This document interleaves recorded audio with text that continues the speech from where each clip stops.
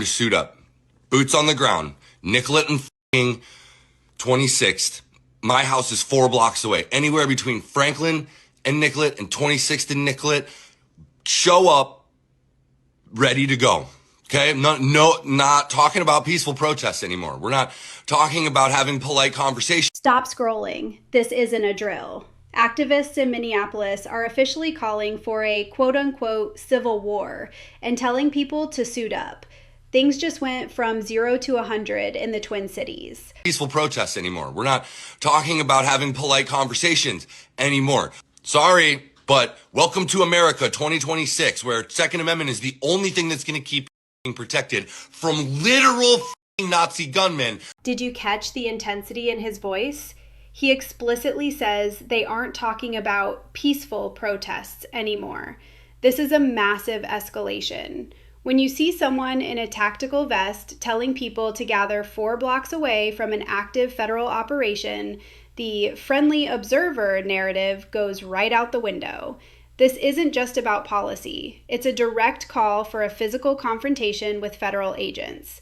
You can feel the tension in Minneapolis through the screen. It's like a powder keg waiting for a match. We all know that they picked Minnesota for a reason. They said that this was for retribution. We all know what that's about.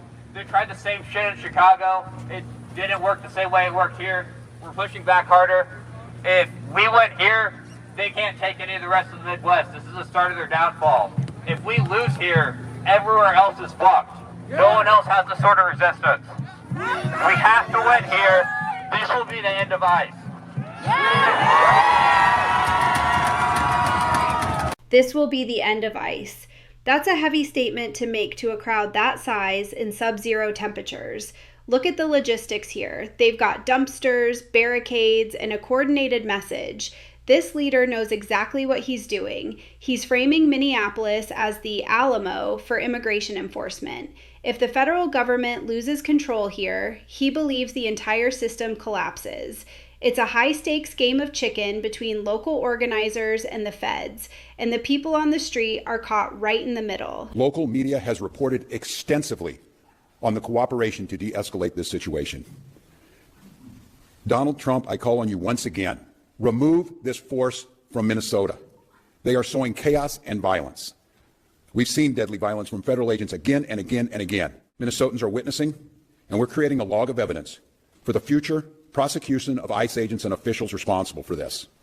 They're helping their neighbors, they're walking their kids to school, they're feeding families. I salute their courage and their restraint, and I call on all Americans to see the decency that this state is exhibiting and the horrific cruelty, unprofessional, absolute abomination that is passing for what these ICE agents are doing on our streets. After all the reporting that's been done, after everything that's been said under the pretense that they are here about immigration reform, and quit referring to these people as law enforcement. They're not law enforcement. We have law enforcement who do an incredible job. And to listen to Greg Bovino denigrate the work of our people who are out there cleaning up their mess, no, I don't have a lot of... This is wild. You have a sitting governor, Tim Walz, basically declaring war on federal law enforcement, calling their presence an absolute abomination and a horror, is about as aggressive as a state-federal split gets. He's essentially giving the protesters political cover. While the feds say they're doing their jobs, the governor is telling citizens to bear witness and document them for future prosecution. We are literally watching the breakdown of the U.S. hierarchy in real time. It's a total constitutional crisis playing out on a snowy street corner. We will not allow violence against our law enforcement officers, and we need state and local help, state and local law enforcement, to help us coordinate to get violent criminals off the street.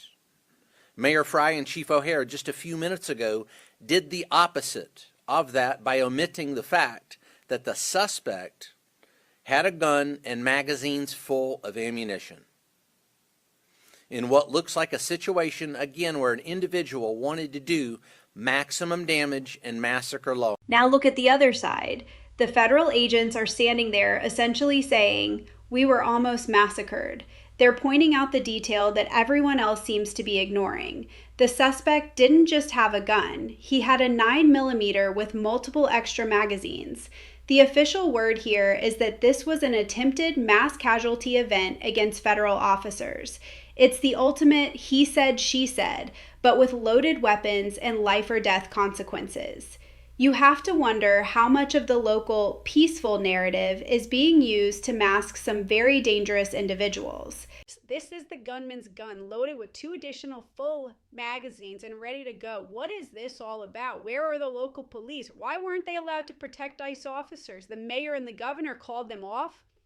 It is stated that many of these police were not allowed to do their job, that ICE had to protect themselves. Not an easy thing to do. This post from Trump is interesting because it shifts the blame from the agents to the local police and the mayor. He's asking the question everyone's thinking: where were the Minneapolis PD? If the feds felt they had to protect themselves because local cops were called off, that explains the hair trigger environment. It's a mess of jurisdiction, politics, and raw anger. Whose side are you on? Drop a comment below and follow for more.